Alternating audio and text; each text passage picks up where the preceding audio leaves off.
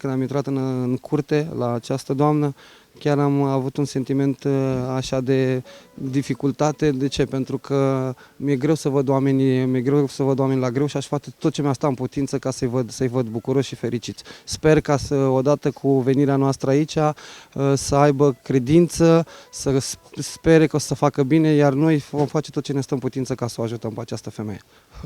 Până la urmă, cred eu că împreună până la capăt. Indiferent care va fi capătul, să știe această doamnă că suntem alături de ea.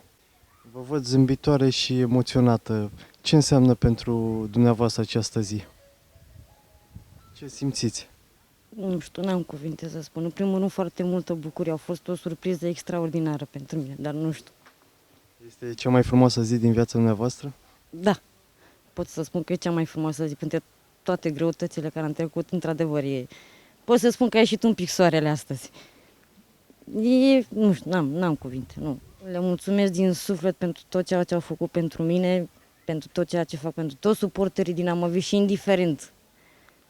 Ferească Dumnezeu să ajungă undeva mai jos, tot cu ei voi ține în continuare, indiferent de rezultate. Dar eu le urez succes în continuare.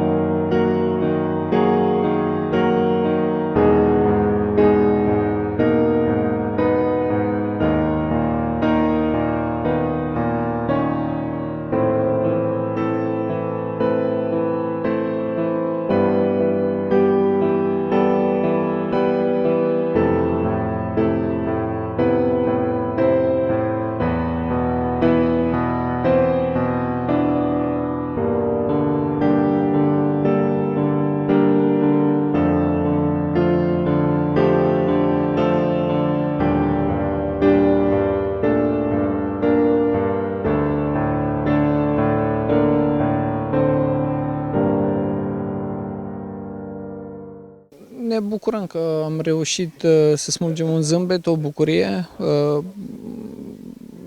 Nu toată lumea trece prin momente bune, nu toată lumea trece prin momente sănătoase, să zic așa, și echipa, și noi am trecut ca echipă prin momente mai grele, dar important e să ai dorință și ambiție să treci peste.